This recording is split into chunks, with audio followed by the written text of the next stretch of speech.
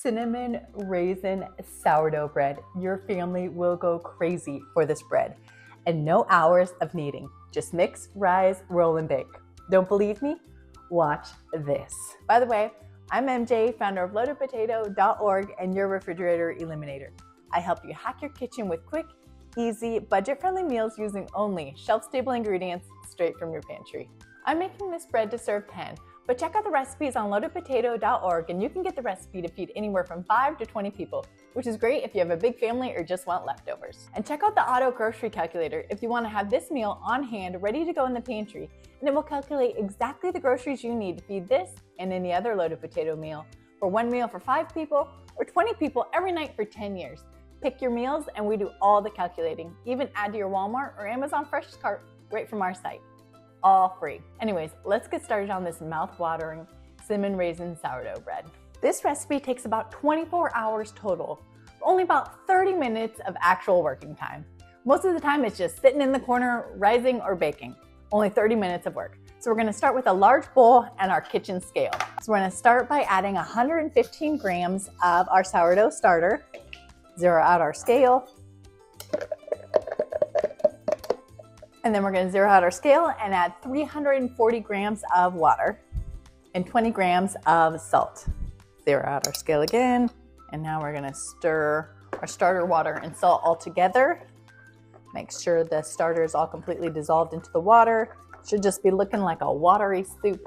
Next, we're gonna add 570 grams of bread flour. Zero out our scale again. Now we're just gonna mix it all together with a butter knife. All right, once you got it as mixed as you can with a knife, and it's just kind of gloopy, now you're gonna dig in and start mixing it with your hands. If you have a KitchenAid mixer with a bread setting, you can use that too. I do not.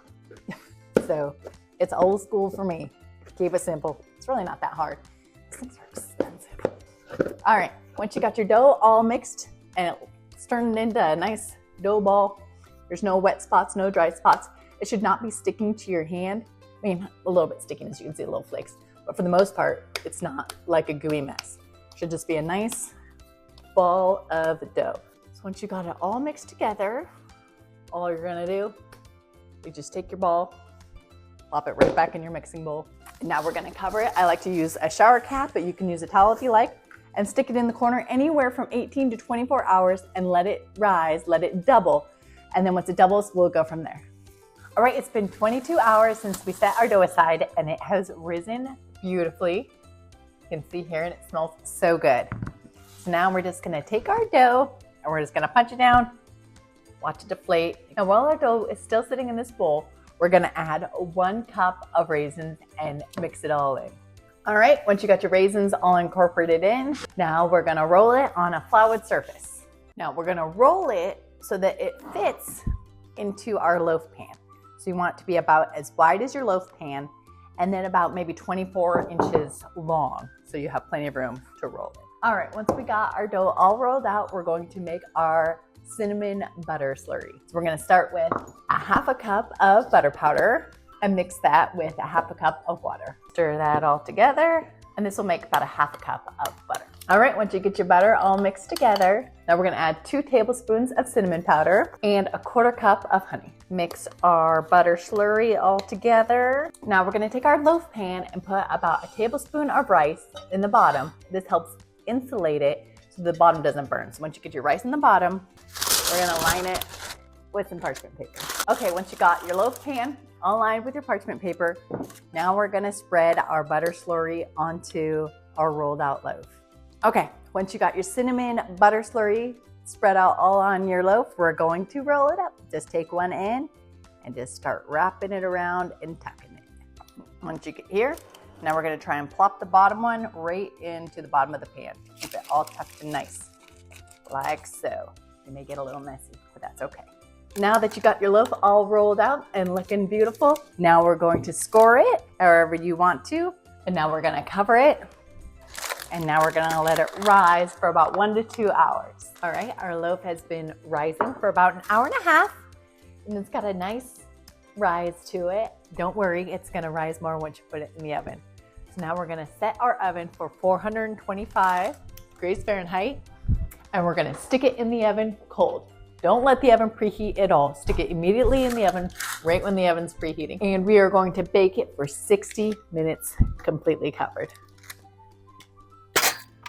All right, our loaf has been baking for 60 minutes and it is beautiful. Look at that. Look at this beauty. Cinnamon raisin sourdough loaf. Now, we have to wait an hour before we cut it open. Now we can use our parchment paper to pull it out of our loaf pan. Please do not touch the loaf pan. It is 8 zillion degrees. And by removing it from the loaf pan, your bread will cool a little bit faster so you can eat it faster. All right, our cinnamon raisin sourdough loaf has been cooling for a full hour of torture. Now we can slice it open and see what we got. First to see, look at that beautiful swirl. Oh, it smells so good. Now all we gotta do is slice it and taste it, if I don't mind. I mean, come on, look at how beautiful that is. And so easy. Peel up a piece. Oh man, this is so delicious. It tastes like a cinnamon roll, but a little bit healthier. Not quite as sweet, but so delicious. You have got to try this. Now, let me know in the comments how much your family would love homemade cinnamon raisin sourdough bread. And be sure to follow me for more amazing recipes using only shelf-stable ingredients, and check out loadedpotato.org to see all of our recipes, meal plans, grocery list, and recommended products to save you time, money, and reduce your dependence on the refrigerator. Till next time. It's all falling out. All the raisins. They're just like falling.